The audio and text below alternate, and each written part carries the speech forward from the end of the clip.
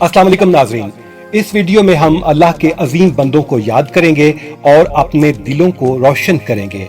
वो औलियाए कराम जिन्होंने इंसानों को फतह नहीं किया बल्कि उनके दिल जीते, अल्लाह के हुजूर सर झुकाया और बादशाहों के आगे सर उठाकर जिए। तारीख गवाह है कि ये लोग अपने अहद के सुल्तान थे और आज भी उनके दरबार आबाद हैं। ये वो लोग थे जिनके दरबार में बादशाह भी हाजिरी के लिए तरसते थे मगर इजाजत ना मिलती थी। ऐसी ही एक हस्ती हजरत निजामुद्दीन औलिया की है। दिल्ली के हर बादशाह की ख्वाहिश होती थी कि निजामुद्दीन औलिया तशरीफ लाकर उनके दरबार को मुनव्वर करें, मगर हजरत निजामुद्दीन औलिया थे कि किसी बादशाह को खातिर में न लाते। आपको हिंदुस्तान का बेताज बादशाह कहा जाता था। अलाउद्दीन खिलजी की बड़ी ख्वाहिश थी कि वो एक बार निजामुद्दीन औलिया रहमतुल्लाह अलैह की खिदमत में हाजिरी दे ले, लेकिन इजाजत न मिलती थी। आखिर अलाउद्दीन खिलजी ने अपने बेटे खिजर खान के हाथ एक खत भेजा। खत में गुजारिश थी कि आप गाइड करें कि सल्तनत के काम कैसे चलाऊं। हजरत निजामुद्दीन औलिया ने खत लिए बगैर उसके बेटे को कहा, हम दरवेश हैं और दरवेशों को शाही कामों से क्या गरज। अलाउद्दीन खिलजी ने फिर पैगाम भेजा, आपसे मिलना चाहता हूँ, दुआ करानी है। हजरत निजामुद्दीन औलिया ने जवाब लिख भेजा कि दुआ के लिए आने की जरूरत नहीं, गायबाना दुआ कर दूंगा। गायबाना दुआ में ज्यादा असर होता है। अलाउद्दीन खिलजी की ख्वाहिश बेताबी में बदल गई।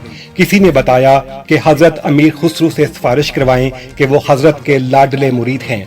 अलाउद्दीन खिलजी ने अमीर खुसरो से कहा कि अपने मुर्शद से मेरी मुलाकात की सिफारिश करें।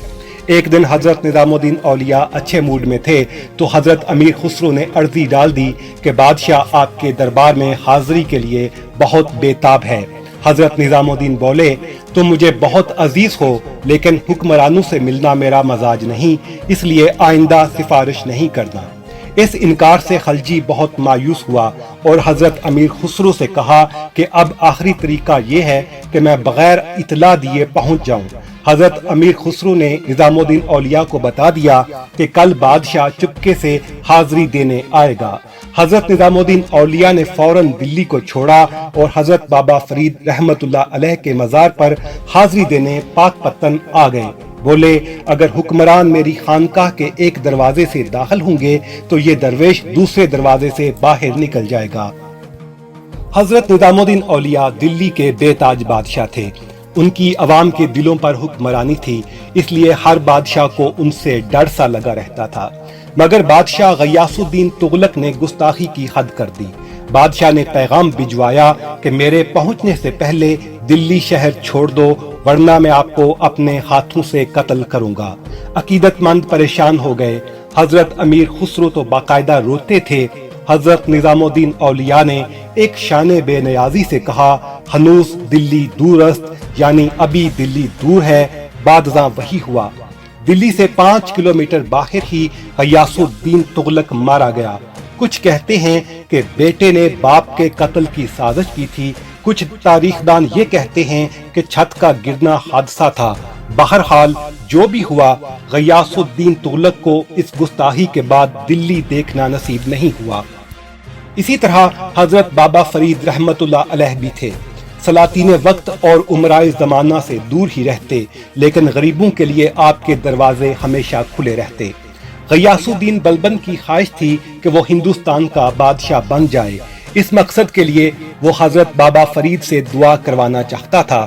किसी ने कहा कि पहले जाकर कुछ एहतमाम करो ताकि वो मिलने पर राजी हो जाएं।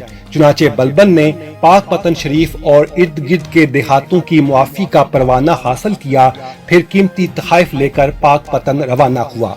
हजरत बाबा फरीद को जब ये मालूम पड़ा कि बलबन के साथ फौजी लश्कर भी है तो मिलने से मना कर दिया। आखिर बड़ी मुश्किल से मुलाकात की इजाजत मिली। बलबन ने हजरत बाबा फरीद से कहा, दिल से मजबूर हूँ, हर शख्स बादशाह बनने की ख्वाहिश रखता है, दुआ करें कि ये गुलामजादा भी हिंदुस्तान का बादशाह बन जाए। बाबा फरीद बोले, सखावत और रहम से काम लिया करो, क्या पता ये फयाजी तुम्हारे काम आ जाए। फिर वक्त ने देखा कि नासिरुद्दीन के इंतकाल के बाद गयासुद्दीन बलबन हिंदुस्तान का बादशाह बन गया। नाजरीन, बरसगीर में मुसलमानों ने सदियों तक हुकूमत की।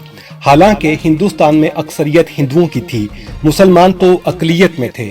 اس کی بڑی وجہ یہ اولیاء اعظام تھے جن کی دعاؤں اور نظر کرم کی بدولت مسلمان بادشاہوں کا اقتدار اور تخت سلامت رہا۔ اگر آپ کو ہمارا یہ ویڈیو اچھا لگا تو لائک اور شیئر ضرور کیجیے گا۔ رابطے میں رہنے کے لیے ہمارا چینل انفوٹینک سبسکرائب کر کے گھنٹی کا نشان دبا دیجیے گا۔ اللہ حافظ۔